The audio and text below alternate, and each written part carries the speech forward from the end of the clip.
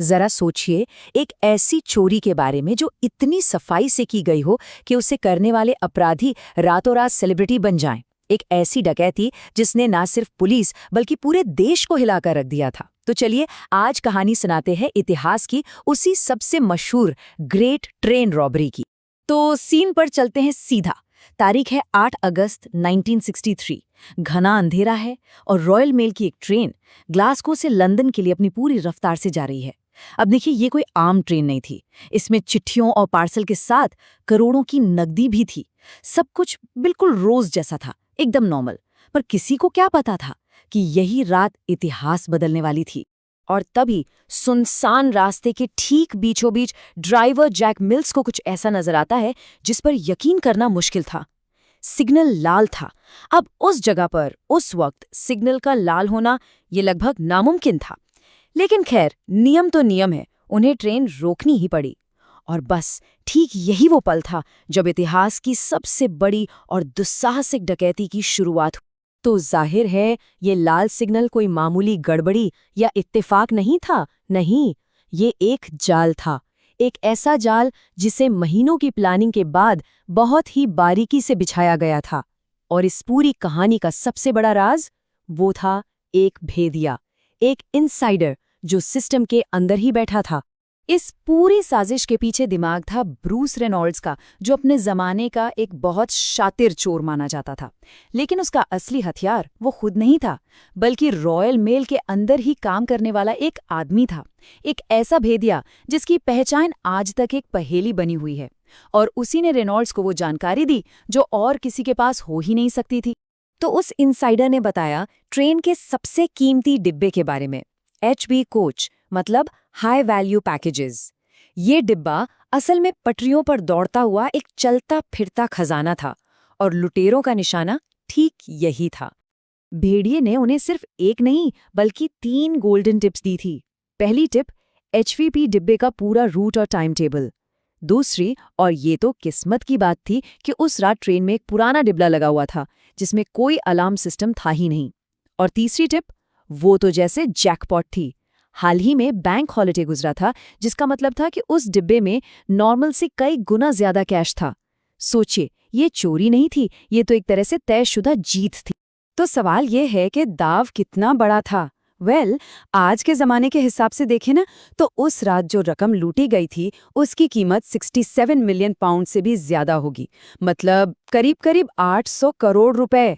अब इतनी बड़ी रकम के लिए जाहिर है कोई भी गैंग किसी भी हद तक जा सकता था। तो जानकारी हाथ में थी, प्लान पूरी तरह तैयार था। अब बस उसे अंजाम देने की बारी थी। और इस पूरे एक्शन का सेंटर स्टेज बना ब्राइडगो ब्रिज। और जो हुआ वो किसी फिल्मी सीन से कम नहीं था। ठीक सुबह के 3 बजे लुटेरों ने बड़ी चालाकी से हरी बत्ती पर एक दस्ताना चढ़ाया और एक बैटरी की मदद से लाल बत्ती जला दी। सिग्नल बदल गया। 3:03 पर जैसे ही ट्रेन रुकी, 15 लोगों का पूरा गैंग उस पर टूट पड़ा। उन्होंने फटाफट HVP डिब्बे को बाकी ट्रेन से अलग किया और उसे आगे ले जाने की तैयारी शुरू कर दी। लेकिन यहीं पर उनके परफेक्ट प्लान में एक बड़ी गड़बड़ हो गई। लुटेरे जिस आदमी को ट्रेन चलाने के लिए लाए थे, वो इस नए मॉडल के इंजन को स्टार्ट ही नहीं कर पाया। सोचिए जरा उस पल को, पूरी प्लानिंग धरी की धरी रह जाती। घबराहट में उन्होंने उसी घायल ड्राइवर जैक मिल्स को उठाया और बंदूक की नोक पर उसे इंजन को 1 किलोमीटर दूर ब्राइडगो ब्रिज तक ले जाने के लिए मजबूर किया। ब्रिज पर पहुंचते ही उनका असली मिशन शुरू हुआ। उन्होंने डिब्बे के अंदर मौजूद कर्मचारियों को काबू में किया और फिर पैसों से भरे उन भारी भरकम बैग्स को ट्रक तक पहुंचाने के लिए एक ह्यूमन चेन बना ली। और यकीन मानिए, सिर्फ 15 से 20 मिनट के अंदर उन्होंने 2.5 टन वजन के 120 बैग्स ट्रक में लोड किए और अंधेरे में रफू चक्कर हो गए। तो डकैती पूरी तरह से कामयाब थी। वो लोग भाग निकले और रातों रात करोड़पति बन गए। लेकिन इसी जीत के जश्न में उन्होंने एक ऐसी बचकानी, एक ऐसी छोटी सी गलती कर दी जिसने इस परफेक्ट क्राइम को इतिहास की सबसे बड़ी नाकामियों में से एक बना दिया। हुआ ये कि जाते जाते एक लुटेरे ने ट्रेन के स्टाफ को धमकाते हुए कहा, अगले 30 मिनट तक कोई भी अपनी जगह से हिलाना तो अच्छा नहीं होगा। अब ये सिर्फ एक धमकी थी ताकि उन्हें भागने के लिए थोड़ा और वक्त मिल जाए। पर उन्हें क्या पता था कि उनके बोले हुए यही चंद शब्द उनके खिलाफ सबसे बड़ा सुराग बनने वाले थे। लुटेरों का हिसाब किताब सीधा था कि 30 मिनट में तो वो बहुत दूर निकल जाएंगे, गायब हो जाएंगे। लेकिन पुलिस ने इसका मतलब बिल्कुल अलग निकाला। उन्होंने सोचा 30 मिनट की धमकी का मतलब ही ये है कि उनका ठिकाना यहीं कहीं आसपास है, करीब 50 किलोमीटर के दायरे के अंदर।